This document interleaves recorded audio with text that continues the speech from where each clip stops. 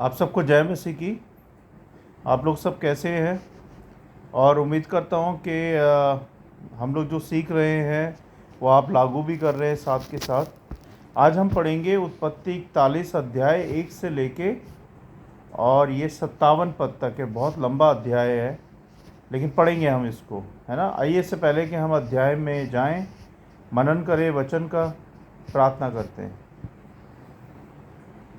राजा के राजा प्रभु यीशु, हम धन्यवाद देते हैं इस समय के लिए और आपकी स्तुति, आपकी महिमा, आपकी प्रशंसा करते हैं, क्योंकि आप महान हैं, आप ही सत्य, आप ही मार्ग और आप ही जीवन है। आप ही सृष्टि के रचयिता हैं और आप ही अन्नदाता हैं प्रभु। आप ही ने हमें संभाला है प्रभु, आप ही ने हमें ख्याल रखा है, आप ही ने हमें खिलाया है, पिलाया है और रहने को दिया है। इसके लिए धन्यवाद प्रभु जी। हम मेरी प्रार्थना करते हैं प्रभु, आज वचन से हम जो भी सीखते हैं प्रभु, हमें याद रखने में सहायता करें और उसको अपने जीवन में लागू करने में सहायता करें प्रभु जी, और दूसरों को बताने में सहायता करें प्रभु। हमें वो कॉन्फिडेंस दें, हमें वो विश्वास दें प्रभु, हमें वो बुद्धि समझ दें, ज्ञान दे के हम आज जो सीखते हैं आगे सिखा पाएँ प्रभु जी। हमारी सहायता करें और शैतान की देखिए अंधकिस्तानी शक्तियों से हम सबको बचाएं प्रभु जी, और इस वीडियो सभा को बचाएं। हम सारी बातों को आपके चरणों में रखते हैं, सुने ग्रहण करें प्रभु यीशु नासी के नाम से, आमीन। तो आज हम पढ़ेंगे 1 से लेके 57 पद तक, उत्पत्ति 41 अध्याय। तो ऐसे है उत्पत्ति 41 अध्याय। पूरे 2 बरस के बीतने पर फिरौन ने यह सपना देखा कि वह नील नदी के किनारे पर खड़ा है और उस नदी में से 7 सुंदर और मोटी मोटी गायें निकलकर कछार की घास चरने लगी। और क्या देखा कि उनके पीछे और 7 गायें जो कुरूप और दुर्बल हैं नदी से निकली और दूसरी गायों के निकट नदी के तट पर जा खड़ी हुई। तब ये कुरूप और दुर्बल गायें उन 7 सुंदर और मोटी मोटी गायों को खा गईं। तब फिरौन जाग उठा और वह फिर सो गया और दूसरा सपना देखा कि डंठी में से 7 मोटी और अच्छी बालें निकली। और क्या देखा कि उनके पीछे 7 बालें पतली और पुरवई से मुरझाई हुई निकली, और इन पतली बालों ने उन 7 मोटी और अन्न से भरी हुई बालों को निगल लिया। तब फिरौन जागा और उसे मालूम हुआ कि ये सपना ही था। भोर को फिरौन का मन व्याकुल हुआ और उसने मिस्र के सब ज्योतिषियों और पंडितों को बुलवा भेजा और उनको अपने सपने बताए, पर उनमें से कोई भी उनका फल फिरौन से ना कह सका। तब फिरौन पिलाने हारा का प्रधान फिरौन से बोल उठा कि मेरे अपराध आज मुझे याद आए, जब फिरौन अपने दासों से क्रोधित हुआ था और मुझे पकाने हारों के प्रधान को कैद करा के जल्लादों के प्रधान के घर बंदी गृह में डाल दिया था। तब हम दोनों ने एक ही रात में अपने अपने होनहार के अनुसार सपना देखा, और वहाँ हमारे साथ एक इब्री जवान था जो जल्लादों के प्रधान का दास था। हमने उसको बताया और उसने हमारे सपनों का फल हमसे कहा। हम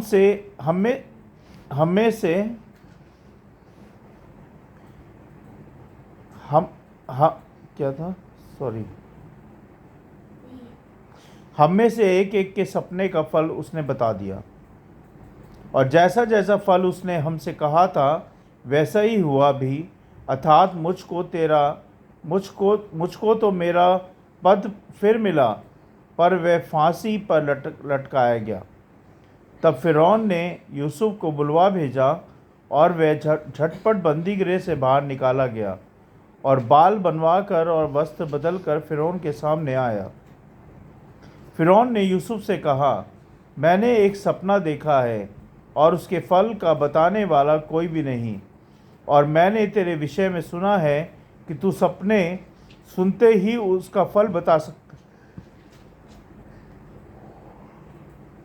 सॉरी।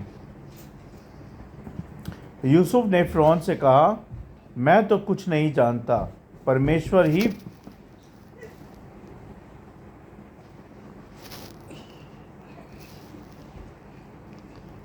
ही फ़िरौन के लिए शुभ वचन देगा। फिर फ़िरौन यूसुफ से कहने लगा, मैंने अपने सपने में देखा कि मैं नील नदी के किनारे पर खड़ा हूँ। फिर क्या देखा कि नदी में से 7 मोटी और सुंदर सुंदर गायें निकलकर कछार की घास चरने लगी। फिर क्या देखा कि उनके पीछे 7 और गायें निकली जो दुबली और कुरूप और दुर्बल हैं। मैंने तो सारे मिस्र देश में ऐसी कुडौल गायें कभी नहीं देखी। और इन दुर्बल और कुडौल गायों ने उन पहली 7 मोटी मोटी गायों को खा लिया। और जब वे उनको खा गईं तब ये मालूम नहीं होता था कि वे उनको खा गई हैं, क्योंकि वे पहले की नाई जैसे की तैसी कुडोल रहीं। तब मैं जाग उठा। फिर मैंने दूसरा सपना देखा कि एक ही ठंडी में 7 अच्छी और अन्न से भरी हुई बालें निकली।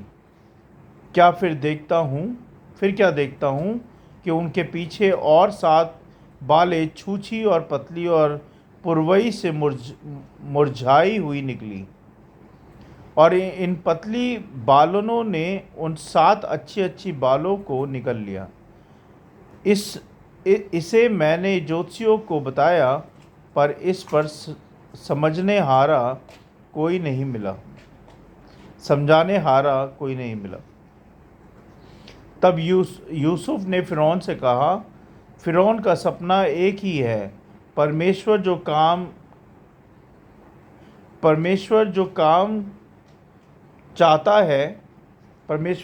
करना चाहता है उसको उसने फ़िरौन को जताया। वे 7 अच्छी गायें 7 वर्ष हैं और वे 7 अच्छी बालें भी 7 वर्ष हैं। सपना एक ही है। फिर उनके पीछे जो दुर्बल और कुडौल गायें निकली और जो 7 छूछी और पुरवई से मुरझाई हुई बालें निकली, वे अकाल के 7 वर्ष होंगे। ये वही बात है जो मैं फ़िरौन से कह चुका हूँ कि परमेश्वर जो काम करना चाहता है उसने फ़िरौन को दिखाया है। सुन, सारे मिस्र देश में 7 वर्ष तो बहुतायत की उपज के होंगे। उनके पश्चात 7 वर्ष अकाल के आएंगे और सारे मिस्र देश में लोग इस सारी उपज को भूल जाएंगे और अकाल से देश का नाश होगा। और सुकाल बहुतायत की उपज देश में फिर याद ना रहेगा, क्योंकि अकाल अत्यंत भयंकर होगा। और फ़िरौन ने जो सपना 2 बार देखा, इसका भेद यही है कि यह बात परमेश्वर की ओर से नियुक्त हो चुकी है और परमेश्वर इसे शीघ्र ही पूरा करेंगे। इसलिए अब फ़िरौन किसी समझदार और बुद्धिमान पुरुष को ढूंढ करके उसे देश पर प्रधानमंत्री ठहराए। फ़िरौन यह करे कि देश पर अधिकारियों को नियुक्त करे, और जब तक सुकाल के 7 वर्ष रहे तब तक मिस्र देश की उपज का पंचमास लिया करे।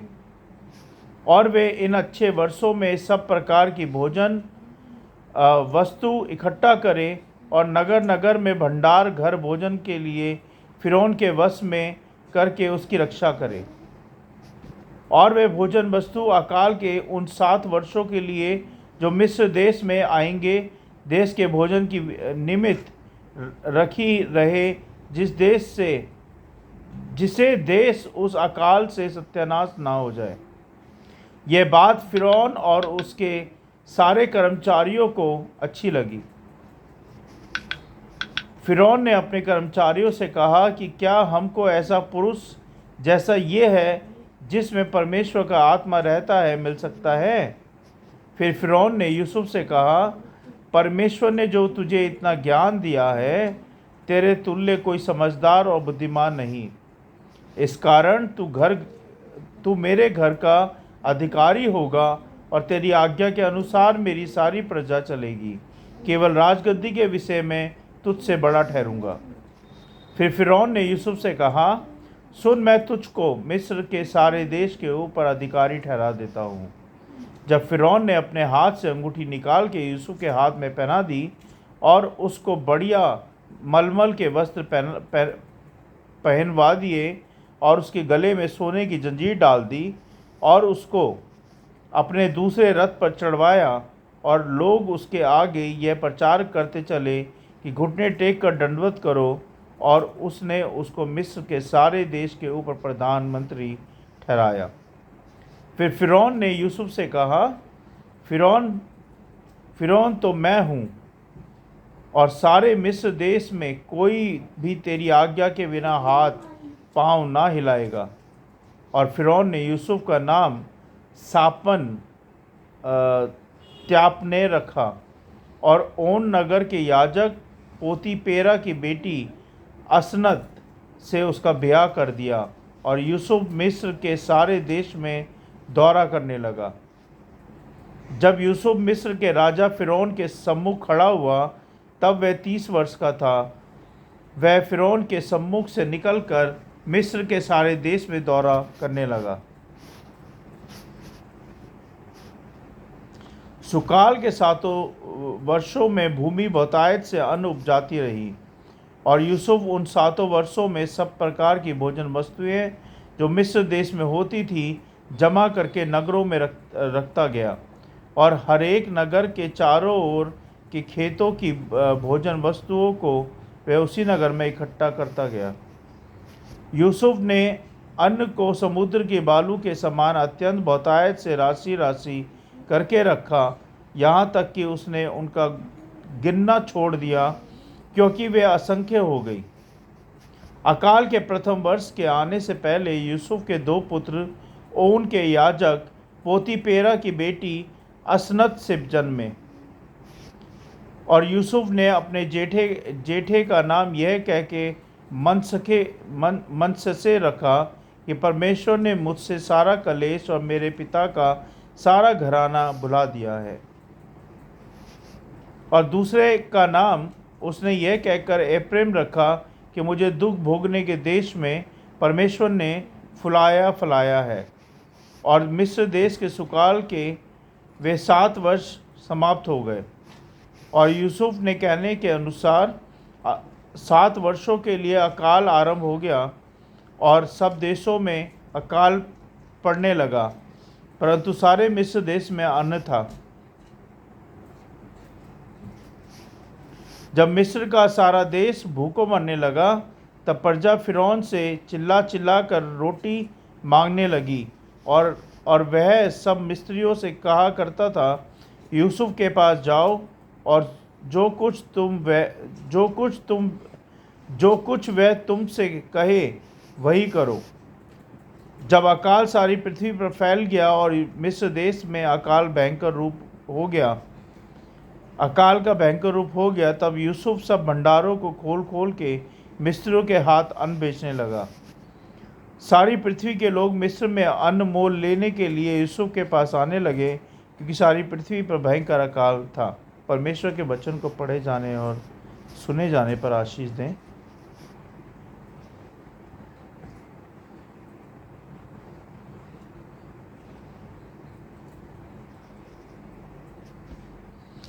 यूसुफ के जीवन में एक महत्वपूर्ण मोड़ प्रस्तुत करता है।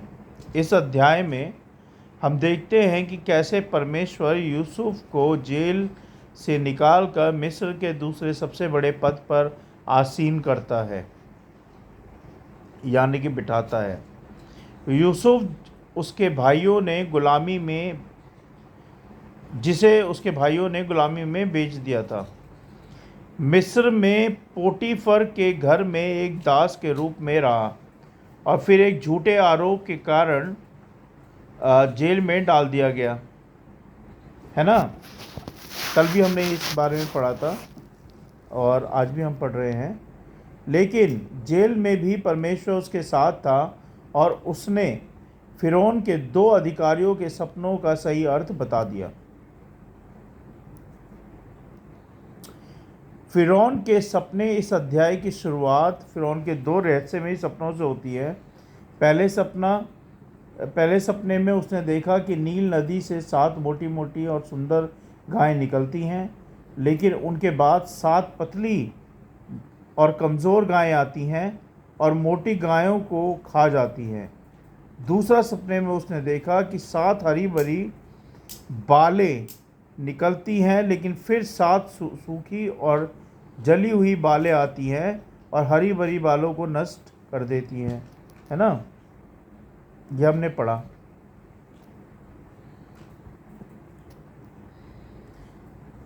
परमेश्वर समय के अनुसार कार्य करते हैं। यूसुफ वर्षों तक कठिनाइयों और अन्य, मुझे माफ़ कीजिएगा, आज मैं थोड़ा थक गया हूँ, इसलिए मुझे थोड़ी सी उबासी आ रही है।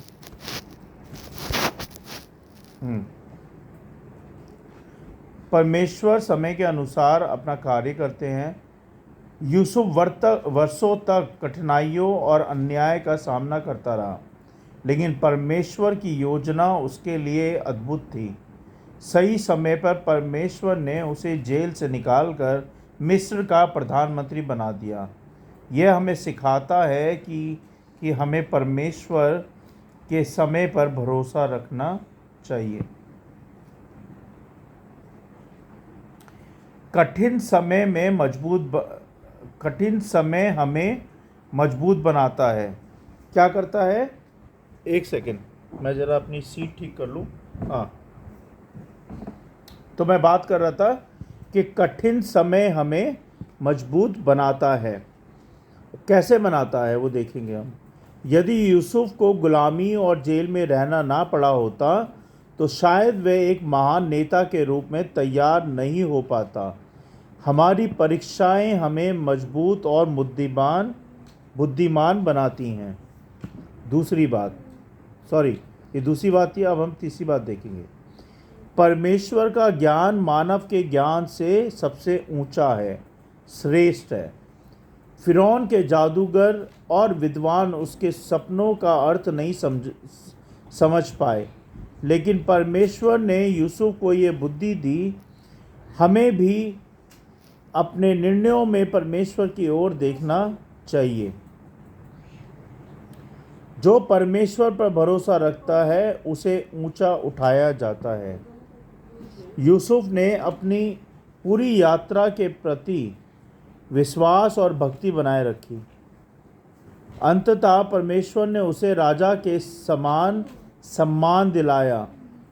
जब हम भी अपनी परीक्षाओं में विश्वास योग्य रहते हैं तो परमेश्वर हमें सही समय पर आशीषित करते हैं। भविष्य की योजना बनाना आवश्यक है। केवल यूसुफ ने केवल भविष्यवाणी नहीं की, बल्कि उसके अनुसार योजना भी बनाई। हमें भी अपनी व्यक्तिगत और आत्मिक यात्रा में दूरदर्शिता और बुद्धिमत्ता से कार्य करना चाहिए। तो आज की ये 5 चीज़ें थी, एक बार रिवाइज कर लेते हैं। परमेश्वर समय के अनुसार कार्य करते हैं। कठिन समय में हमें मजबूत बनाते हैं। परमेश्वर का ज्ञान मानव से श्रेष्ठ है, मनुष्य से श्रेष्ठ है। चौथी बात, जो परमेश्वर पर भरोसा रखता है परमेश्वर उसे ऊंचा उठाते हैं।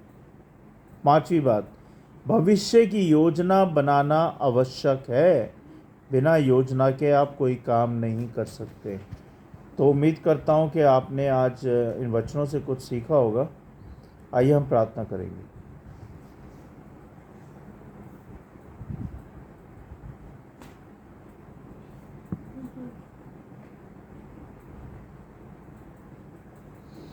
सर्वशक्तिमान हमारे अनुग्रहकारी पिता, राजाओं के राजा, प्रभु यीशु, हम धन्यवाद देते हैं प्रभु आज के वचनों के लिए कि आपने अपने वचन से हमें सिखाया कि हम कठिन परिस्थिति में भी कैसे धैर्य रखें और कठिन परिस्थितियों में, मुसीबतों में कैसे हम विश्वास में रहें, ये आपने हमें सिखाया प्रभु, इसके लिए धन्यवाद।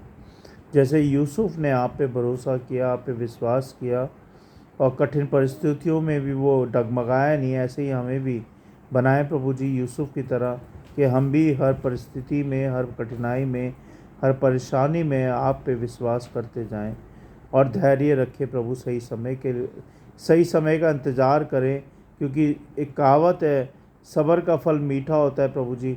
तो आपने वो सब्र आप हैं प्रभु। जब हम आपका इंतज़ार करेंगे प्रभु, तो हमें वो सब्र का फल मीठा ज़रूर मिलेगा प्रभु जी, और ये आपने दिया है परमेश्वर, इसके लिए धन्यवाद परमेश्वर। मैं धन्यवाद देता हूँ प्रभु हर एक बात के लिए, हर एक आशीष के लिए, अब तक संभालने के लिए। और जो लोग मुझे देख रहे सुन रहे हैं उन सबको ब्लेसिंग करे प्रभु, आशीषित करे परमेश्वर। और यीशु नासी के नाम से अगर कोई बीमार है, दुख में है, परेशानी में है, वो चंगा हो जाए प्रभु जी।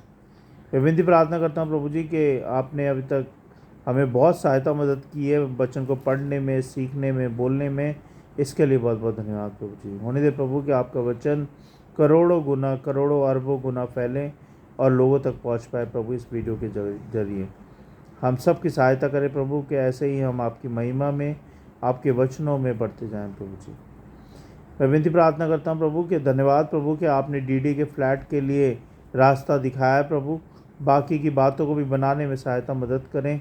जैसे आपने ये रास्ता खोला है प्रभु, आगे भी रास्ता खोलते जाए प्रभु, और उसको बनाने में मदद और सहायता करें प्रभु। बहुत बहुत धन्यवाद प्रभु हर एक बात के लिए, हर एक आशीष के लिए और अभी तक संभालने के लिए। मैं सारी बातों को विश्वास के साथ आपके चरणों में रखता हूँ, सुने ग्रहण करें प्रभु यीशु नासी के नाम से, आमीन। आप सबको जय मसीह की, गॉड ब्लेस यू ऑल। और हम कल फिर मिलते हैं 42 अध्याय के साथ। तब तक के लिए good night, praise the Lord, जय मसीह की।